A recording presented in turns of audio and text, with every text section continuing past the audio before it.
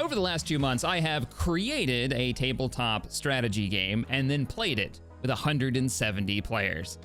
Hello, my name is Captain Shaq, and welcome to what I've dubbed the meta campaign. So for years now, I have wanted a game where the community could come together and play a large-scale cooperative strategy game. One where every unit is controlled by one of you guys, one of the members of the ARMCO community.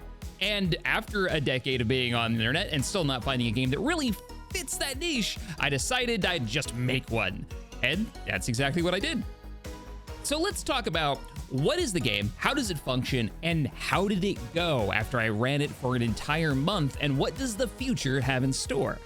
All right, so what is the meta campaign and how did it work? Well, the original concept was that it would be a large-scale community war game played with a large population of players. The whole point of this was to help facilitate a fun platform for telling stories and working together as a community. Now, this first campaign was simply called the Haven Drop. The Armitage Free Company has been hired to defend the backwater world of Haven from a bug threat. These are insectoids, think very much Starship Troopers inspired, or StarCraft, or 40k Tyranids, that kind of vibe.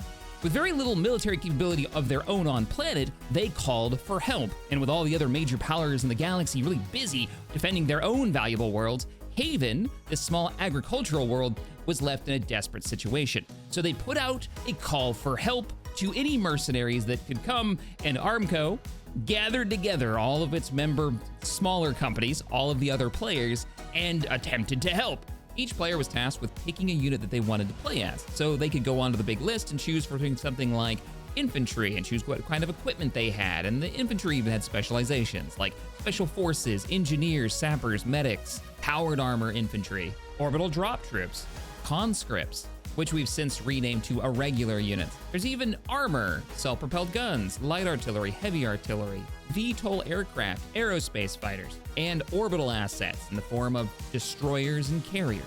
The idea was that players would make these units, name them, and then keep them and move them on from one campaign to the next, all while gaining requisition points by doing missions and completing objectives so that they could customize their unit further for the next campaign as we keep flushing out the rule set. The rules were posted on Discord, and they were fairly simple. Players would issue orders in a certain channel on Discord in a format that I set up. They would put a post up, and I would know by the end of the turn where they wanted to move and what they wanted to do as their action. 3 days a week at a certain time and day, I would go and make a new map, updating everyone's position and then resolving their combat actions, and then going on to the Op 4, the bugs round, running everything that they were going to do based on their behaviors that were pre-planned out. And since they were bugs, it was fairly easy. If this sounds like a tabletop RPG running like a GM, say Dungeons & Dragons or Fantasy Flight game Star Wars, then yeah, pretty much that's exactly what it is. I'm running the bugs in a fashion that makes them seem like they're behaving realistically for what they are. Using their plasma bugs to shoot down friendly orbitals, having warrior bugs swarm the walls of places where they can find food. It was easiest to run bugs as our first one so that I had a chance to test all this before we got into more complex enemies, which we're planning for version 2 that's coming out soon. So how did the fight go? Well, for the first week of the operation was our scouting operation. We started sending in any unit that had the stealth tag. This meant our sappers, our special forces squads, these are both infantry, and our light vehicles. Think something akin to like a Humvee or maybe the Warthog from Halo, like that kind of vibe. Those dropped first. Now, we worked out a deal with the local government to deploy these forces using boats, old fishing ships, transports, anything we can get our hands on, because the place that we're going has gone radio silent. There are no transmissions coming from this small continental area that we're invading. We're trying to save the rest of the planet. Now, we know the bug threat is a thing. We know there are insectoids on the planet somewhere. Now we've got to find them and see if there's any survivors. And did they ever? The scouts did a great job. They found the capital city of Sitka had still managed to hold out. A lot of the population had come inside the walls, and hundreds of warrior bugs were bashing up against it, and more enemies were on the way. They could hear the fire of main battle tanks firing off farther to the south, though they couldn't see them. That first day also revealed a few unknown threats. These large tree-like structures that were honeycombs of some kind of bug nest. We didn't really know what was up with those at the time. We also found The city of Osaka, down in the south, was on fire. And out of pure luck, one of our scouts, one of our special forces units, managed to find the only main military base and airfield on the entire continent. This was a huge find, as if this is repaired and brought up to a functioning status by our engineers, it could operate as a reload and refueling center for all of our aerospace assets, meaning fighters and bombers can launch directly from here. This wrapped up literally day one. After the findings, chat was alive with, we've got to save Sitka, we've got to plan the invasion knowing that we have to hold that city. It won't last long. And because we knew what the stats were on the city and we could see how many enemies were approaching, people started doing the math that Sitka wasn't going to last if it got surrounded. Also, it was discovered in day two that the wall on the southern side of Sitka had failed and that the bugs were already starting to crawl over it. So the invasion planning began. I know a lot of people were really worried about the large group of air assets that the enemy had coming in from the north and where they were coming from. Large flying bugs known as scythes with these blade-like arms that could swoop down and cut a man in half. This was it. Drop day. It was time to go. The players made the call to break up the invasion into 3 or 4 known areas. First, we had the top right-hand corner, or the northeast. It was called Leftover Soup, and I have no idea why, but that just kind of stuck with the group. Leftover Soup was the least backed up invasion force. It didn't have as many units associated with it, and not a lot of people committed to the invasion because they were very focused on saving the city of Sitka, where the bulk of our invasion landed. This was called Operation Gleaming Trident. The final front line in the far south, the largest beach we had to land on, was called Rising Tide. When our forces hit the beach, they were immediately engaged by warrior bugs, scavs, and even some of the flying units. Rising Tide hit and just stomped all over it. They actually pushed all the way up to the airfield where, using some clever teamwork, 2 of our engineer groups and one of our logistical truck groups managed to push all the way to the airfield and get it online in the same round using their actions. Something that, as the GM, I wasn't even expecting, didn't even think was possible, but there you go.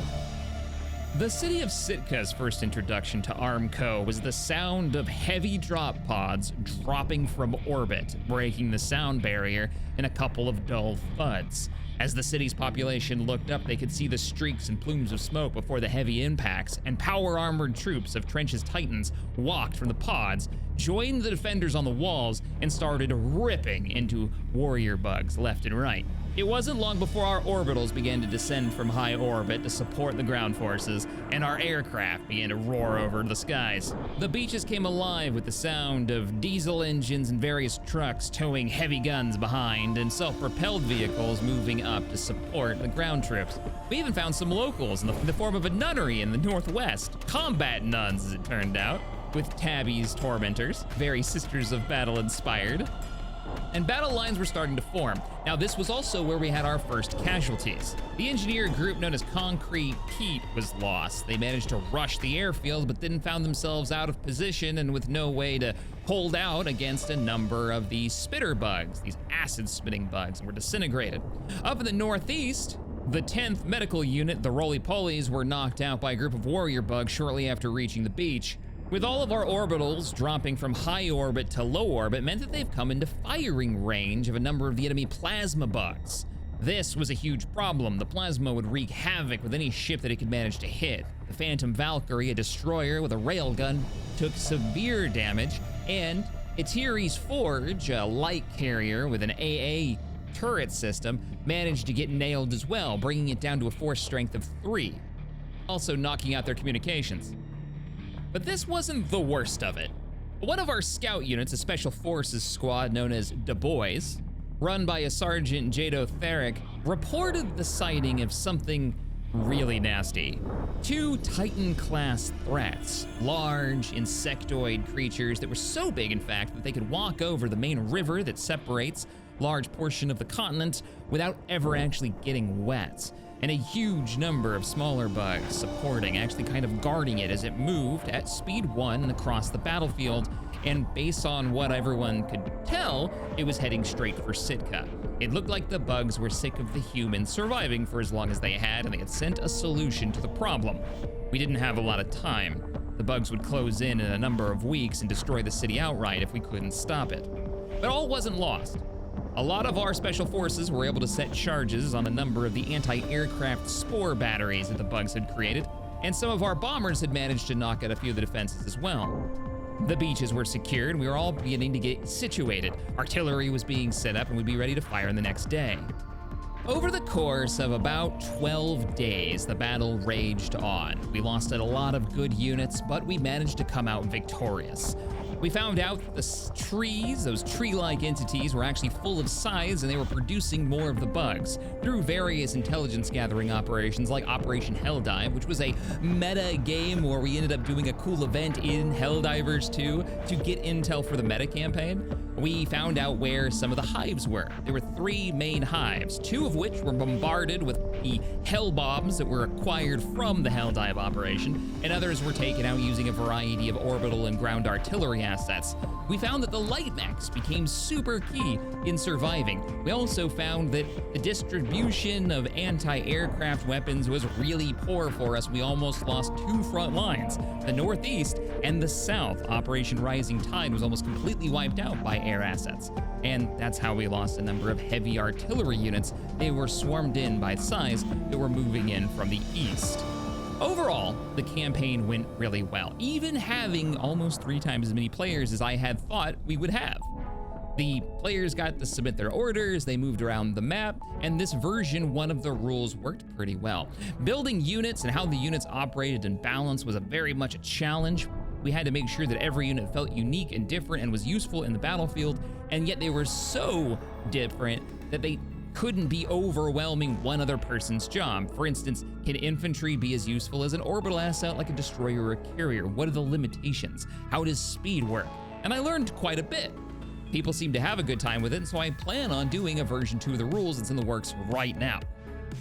So how did it all work? Well, if you want to hear a more detailed explanation of how you make a unit, how artillery, tanks, and destroyers work, then let me know in the comments and I'll make another one of these videos. But overall, I really enjoyed this. This is going to be something that I think the ARMCO community is going to continue to work on and do more of. I've already got the assets for better maps and better unit distribution and more customization for those units and more meta events that we can do, like bringing in other games that we can have community nights with that will help people customize their units and help tell the story even more. Let me know if you want more of these and detailed battle reports. All right, everybody, thank you so much for watching, and I'll see you all in the next one. Later, everybody.